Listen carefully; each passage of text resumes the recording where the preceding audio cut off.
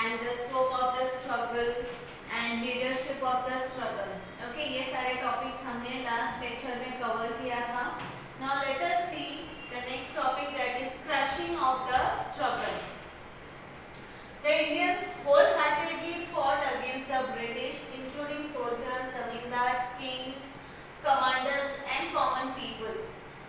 The Indians wholeheartedly fight against the British, मतलब जितने भी अलग अलग स्ट्रेटा के जो लोग थे, जैसे सोल्जर्स हो गए या फिर फार्मर्स हो गए या फिर किंग्स हो गए, जमींदार्स हो गए, ओके, जिनको भी ब्रिटिश गवर्नमेंट का जो इल इफेक्ट है वो सहना पड़ रहा था और जिसके मन में डिस्कंटेंट, इरिटेशन जो बढ़ते जा रहा था ब्रिटिश के खिलाफ, उन्होंने पूरा अपना जान लगा के ब्रिटिश के अगेंस्ट उन्होंने स्ट्रगल किया और उनके अगेंस्ट उन्होंने रिवॉल्ट किया और फाइट करना स्टार्ट कर दिया था.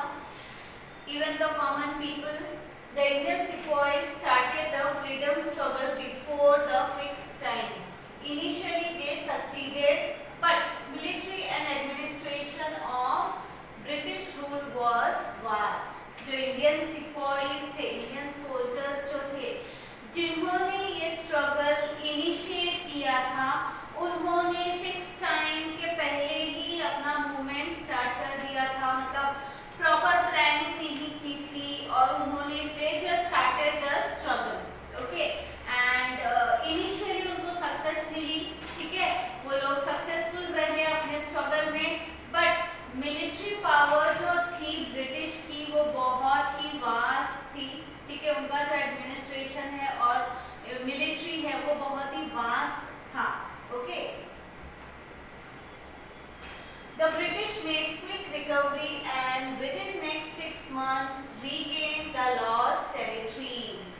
ठीक है, जो भी रीजन्स, ओके, जो ब्रिटिश के अंडर था, जिसको ब्रिटिश ने कैप्चर किया था, और जब इंडियंस ने जब अपना मूवमेंट स्टार्ट कर दिया था और उनको इनिशियली जो सक्सेस मिला था, उनको कुछ रीजन्स को ऑक्युपाई करने के लिए, कैप्चर करने के लिए ब्रिटिश के हाथ से, वो रीजन्स को उन्होंने नेक्स्ट 6 month के अंदर ही उन्होंने रिकवर कर लिया, क्योंकि उनका मिलिट्री पावर बहुत ही वास्ट था as compare to the rebels जो भी इंडियंस ने स्टार्ट किया था.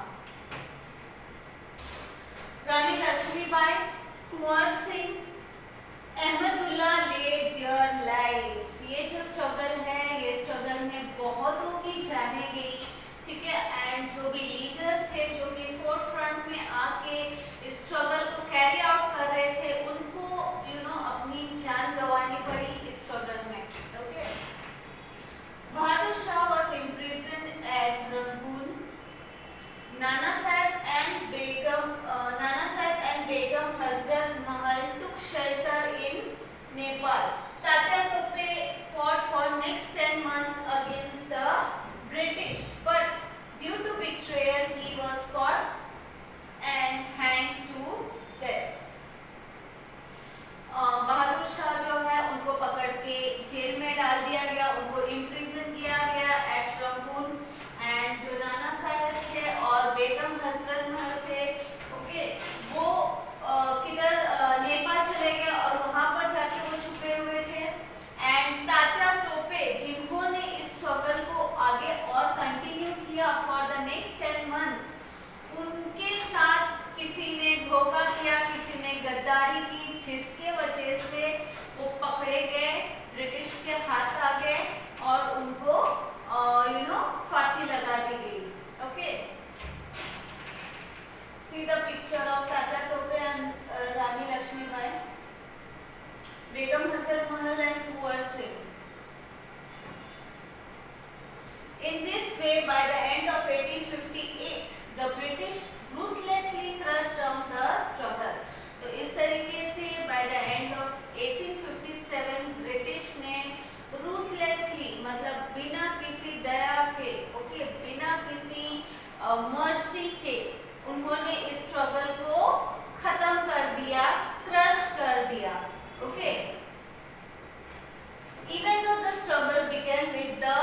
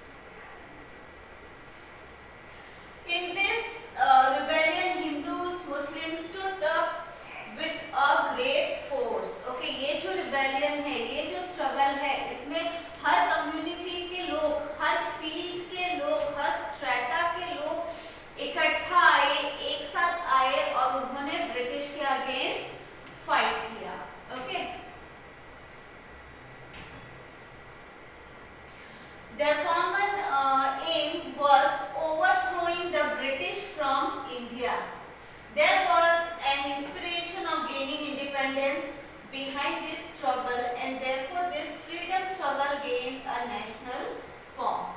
Okay, उनका जो common aim था, यानी जो हिंदूज हो गए या मुस्लिम्स हो गए या फार्मर्स हो गए या फिर सोल्जर्स हो गए या कॉमन लोग हो गए, उनका जो कॉमन ऑब्जेक्टिव था, कॉमन गोल था, वो क्या था? ब्रिटिश को इंडिया से बाहर निकालने का। ओके, इसलिए उन्होंने ये स्ट्रगल स्टार्ट किया था।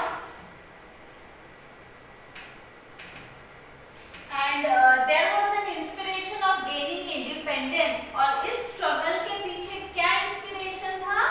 गेनिंग इंडिपेंडेंस मतलब ब्रिटिशर से आजादी, उनसे फ्रीडम चाहते थे। Okay, and behind this struggle and therefore this freedom struggle gained a national form, मतलब ये एक नेशनल फॉर्म, ओके, का रूप ले लिया था ये struggle. Okay, causes of failure of the struggle. Okay, now what were the causes for the failure of the struggle? ये जो struggle था वो क्यों फेल हुआ? Okay, उसके causes हम देखेंगे। The struggle of 1857 became unsuccessful due to the following reasons. क्या रीजन था? The struggle was not comprehensive. The struggle was not comprehensive मतलब comprehensive का मतलब है all inclusive, मतलब एक साथ नहीं हर जगह ये स्ट्रगल कैरी आउट किया गया। It was not all inclusive मतलब सारे फैक्टर्स इसमें इंक्लूडेड नहीं था इस स्ट्रगल को सक्सीड करने के लिए। Okay, The struggle did not take place simultaneously all over India, मतलब एक ही टाइम पे इंडिया के अलग अलग पार्ट में ये स्ट्रगल सॉरी नहीं स्टार्ट हुआ था, कैरी आउट नहीं किया गया था।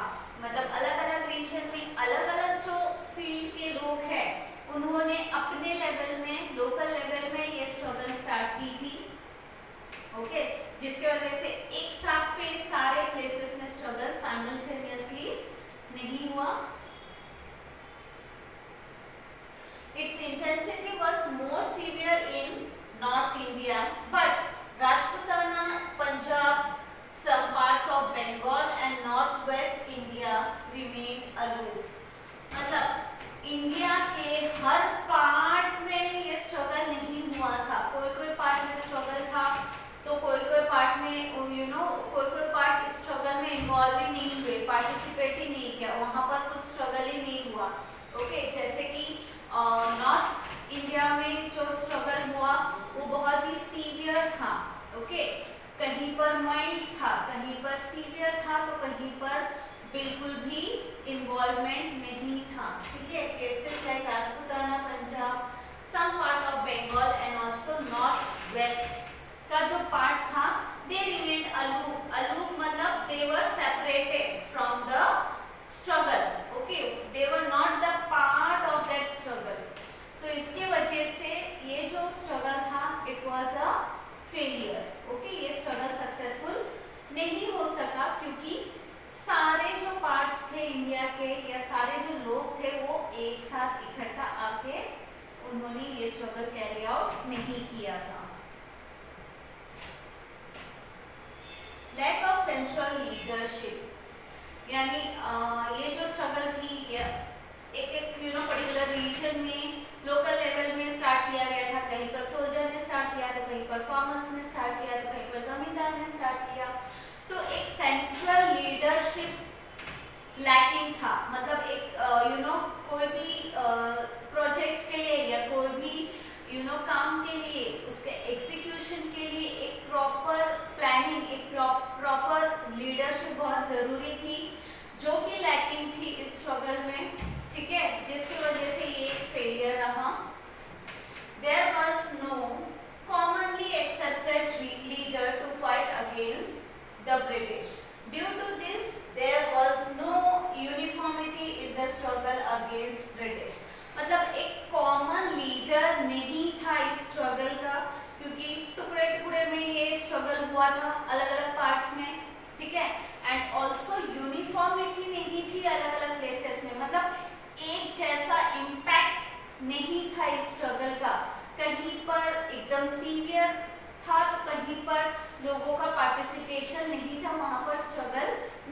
था, तो यूनिफॉर्मिटी नहीं थी ब्रिटिश के अगेंस्ट फाइट करने के लिए। एक जैसा स्ट्रगल का इम्पैक्ट हर रीजन में नहीं था। Most of the feudatory princes remain aloof. Feudatory princes यानी वो राजा या वो प्रिंस जो कि फ्यूडल सिस्टम का पार्ट है। फ्यूडल सिस्टम यानी ये बहुत ही क्रूअल सिस्टम है जहाँ पर ये राजा महाराजा अपना राज करते हैं अपने राज्य में और अपना डिक्टेटरशिप चलाते हैं। ओके, मतलब वो अपने फायदे के लिए सोचते हैं, ना कि अपने प्रजा के फायदे के बारे में वो सोचते हैं। तो ऐसे जो प्रिंसेस थे they remained aloof, they did not take part in this struggle. ठीक है, just as the common people suffered due to British rule, similarly the princes also were suffering, but except a few others remained faithful to the British. Okay, जैसे बाकी field के लोग जो सफर कर रहे थे, कॉमन लोग हो गए या फिर आर्टिसन हो गए या फिर फार्मर्स हो गए, सोल्जर्स हो गए, जिसको ब्रिटिश रूल का इल इफेक्ट बेयर करना पड़ता था, सहना पड़ता था, सफर करना पड़ता था। उनके साथ साथ कुछ प्रिंस भी थे, ओके, किंग्स भी थे, प्रिंस भी थे, जिनको इल इफेक्ट का सामना करना पड़ता था ब्रिटिश का। तो वो लोगों ने मतलब पार्टिसिपेट किया, they struggle against the British, they participated in the struggle against the British. लेकिन कुछ जो प्रिंसेस थे, जो फ्यूडेटरी प्रिंसेस थे, वो किसके सपोर्ट में थे? वो ब्रिटिश के सपोर्ट में थे। Okay, lack of military tactics. Military tactics मतलब स्ट्रैटेजी। ओके, जो मिलिट्री टैक्टिक्स थी, स्ट्रैटेजीज थी, वो लैकिंग थी। ओके, इंडियंस में Indian soldiers were brave but did not use tactics. They captured Delhi but could not retain it. Similarly, the Indian rebels had limited armed force. Indian जो soldiers थे, they were brave, मतलब उनमें बहुत हिम्मत थी, ताकत थी, ओके, जोश था, लेकिन they did not use tactics. Tactics means चाल और you can say strategies, जिसको यूज करके हम कोई भी फाइट या वॉर या जंग जीत सकते हैं। सिर्फ हिम्मत होना या फिर सिर्फ ताकत होना काफी नहीं होता है कोई भी जंग जीतने के लिए। उसके लिए प्रॉपर स्ट्रैटेजी भी होनी चाहिए, मतलब प्रॉपर टैक्टिक्स भी हमको यूज करना आना चाहिए, प्रॉपर प्लानिंग करना चाहिए, चाल यूज करना चाहिए, सो दैट हम एनिमी को डिफीट कर सके।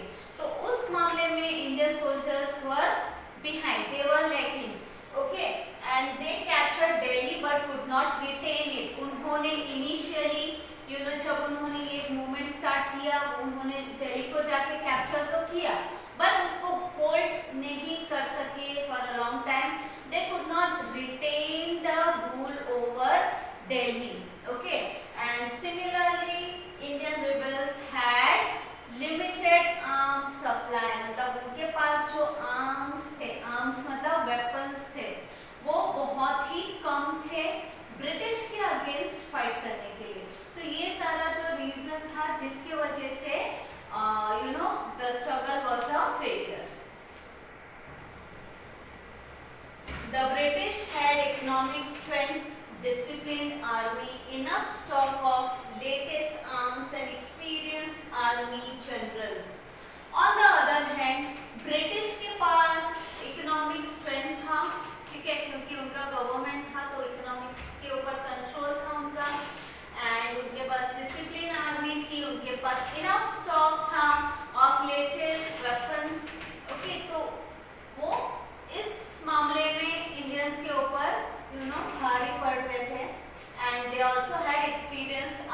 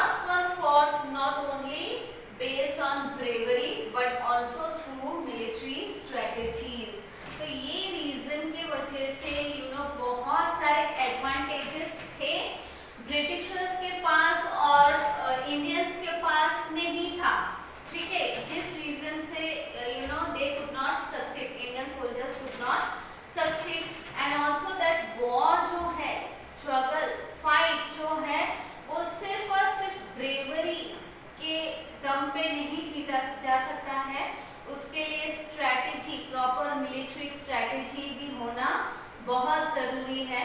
Okay, international situation favourable,